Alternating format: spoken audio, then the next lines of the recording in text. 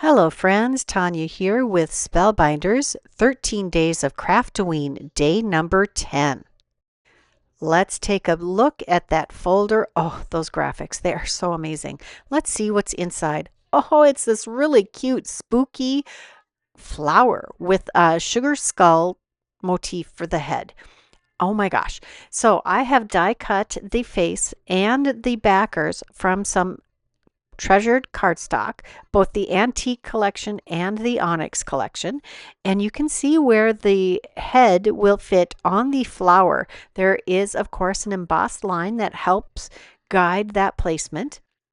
I'm adding the black piece here. That's what this funny shape is for. It's to back the fallout pieces for the cheeks, the mouth, and the nose. I'm just making sure that this gets adhered well because these are metallic or specialty cardstocks. Sometimes they take a little longer to dry. I'm also going to add a little bit of extra cardstock behind the skull to make sure this adheres evenly to the flower head. Once we have that all sized up there, we're going to add that in the center of our flower. Again, there is an embossed line that guides the placement of this. It's a little bigger than the skull, so it does add a little bit of extra detail to your flower. Next, we have these cute little flower-shaped eyes, and they do have centers, which you could make whatever color you wanted, but I chose to make them black. And I have them on some pink floral backgrounds. I just thought that the pink was a really fun and cheerful. It just makes these really spooky cute versus spooky creepy. We'll add those to the head, and there is an indentation or an embossed lines to guide the placement of the flowers. At first I thought I was going to try to match the petals up exactly with the embossed line on the skull. Yeah, you don't have to.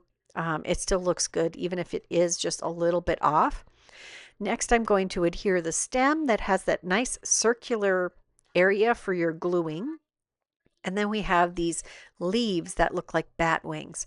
I do like to adhere them with the slightly curved edge out and the flat edge close to the stem. But this first flower that I did, I actually added the glue to the curved ends. And this looks good too. Now that we have assembled that first one, let's start on our project. I'm going to use Lost Shadow Distress ink, not Distress Oxide. This is the Distress ink. And I have a heavyweight piece of white cardstock. This is 100-pound white cardstock. And I'm going to make this the Lost Shadow color. Now, it's a lot easier for me sometimes to make my own colored cardstock.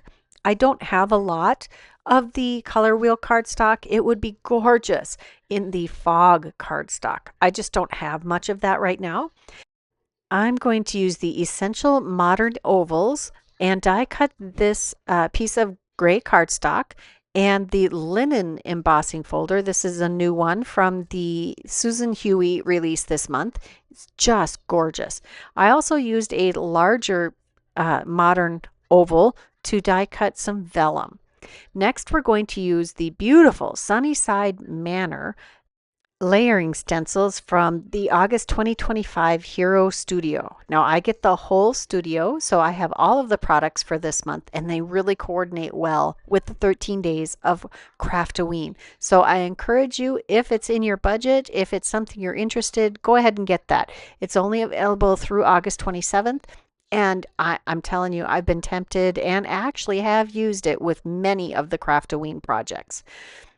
This is a really fun, not necessarily creepy background. It's got flowers and foliage and butterflies, and the mood of the pattern when you're finished is all reliant on the colors that you choose. Now, this one I am completely using Lost Shadow for all 4 of the layers, which give this really pretty one-toned background. Sometimes you only want one color. Now I'm going to do something a little extra special at the end of all of this stenciling, and it actually is an easily repeatable pattern. I don't even use the registration marks because my paper is not It's not set up the way I could use the registration marks, which are those little squares in the corners of the stencil.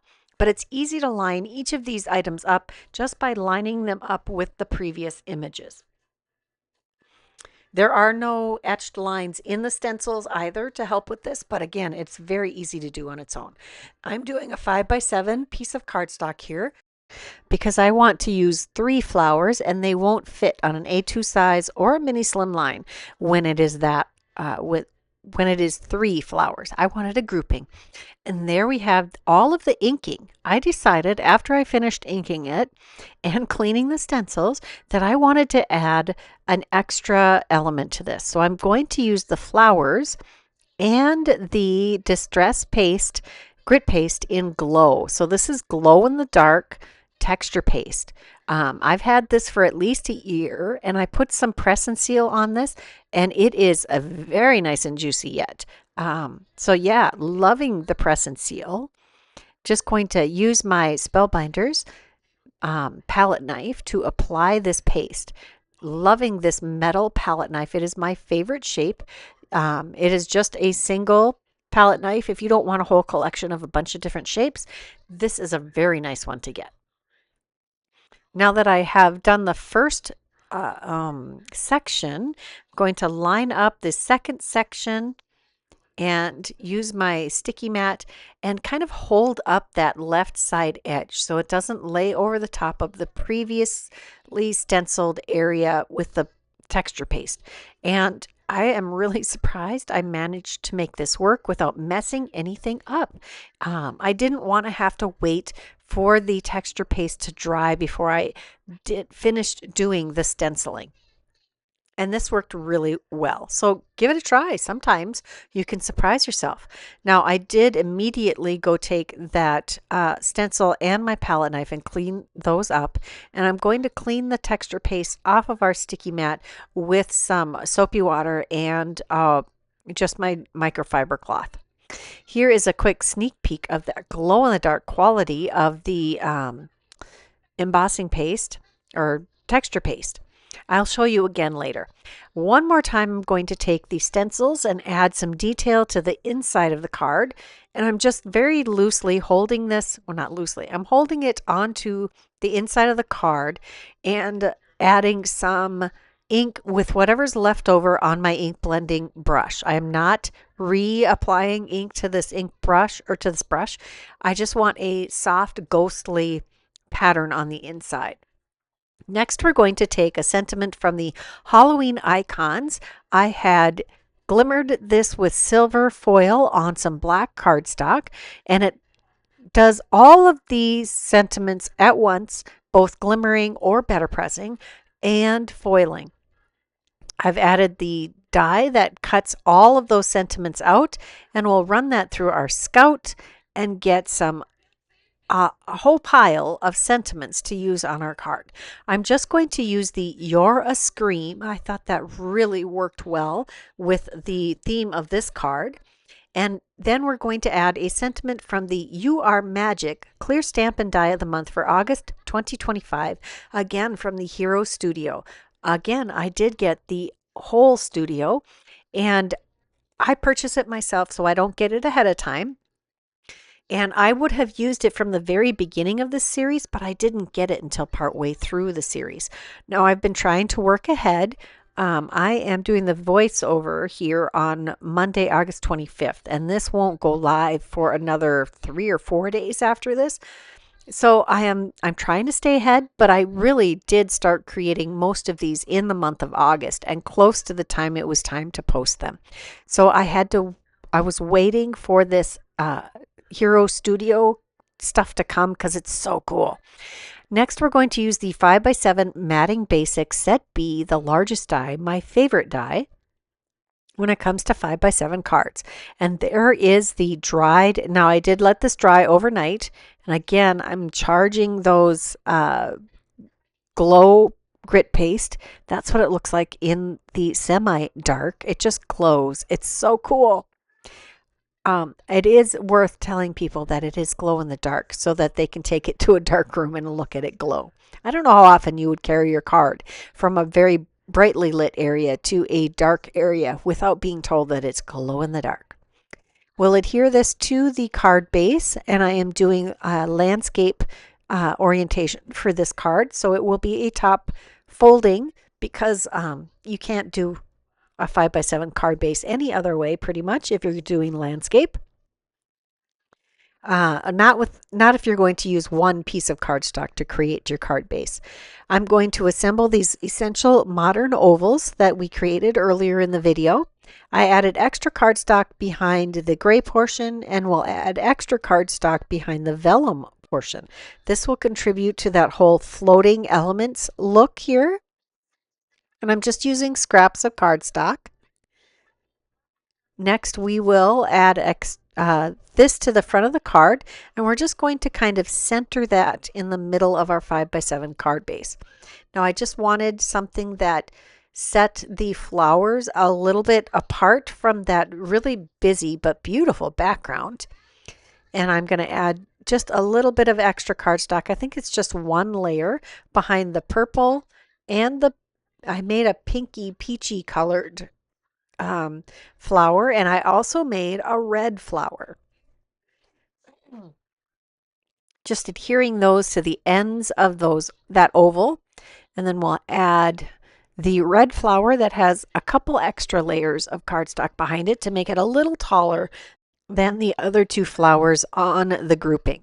Now that I have those well adhered, it's time to, well, I'm going to add a little glue to this, and then I'm going to decide I need to trim off the stems of these flowers. I'm going to make them even with the vellum outline of the oval. It just seemed like the best place to cut those off. Now we'll add a little extra glue to that stem to make sure that it is well adhered. And we'll add the You're a Scream under the base of the first flower, the middle flower, sorry, not the first flower. Add a heavyweight block to help that adhere well, and then I'm going to pull out these sequins that came in the Spellbinders Craftoween kit, 13 days of Craftoween, and I've taken 4 of each color, of the purple and the black. There's orange in there also. I could have added that. I don't know why I didn't. Anyway, I'm adding a scattering of these sequins across the front of the card for a little extra pizzazz, a little extra sparkle and shine. Now that we have those adhered, let's open the card base up, and we're going to add, I made a second of that peachy orange colored flower, and we're going to add that to the inside of the card. I'm going to use my reverse tweezers to help me get good placement here. And then we're going to add 3 more sequins. I chose all black for the inside of the card. Just going to use my Barely Art precision glue in the fine tip bottle to add glue to the card base to add those sequins to the inside of the card. That is my whole card. I hope you enjoyed this video. I had a lot of fun putting this one together. I really love playing with the texture paste in Glow. I don't know if I've used that before. It is really fun. If you enjoyed this video, please give it a thumbs up, subscribe if you haven't done that yet, and check that description box below for all of the products that I used today. There will be a link to the full list of products. If you enjoyed this video, I would love to hear what you have to say about it. And until next time, here are a couple more videos I thought you might enjoy. Come back tomorrow for the next video in the series. Bye-bye.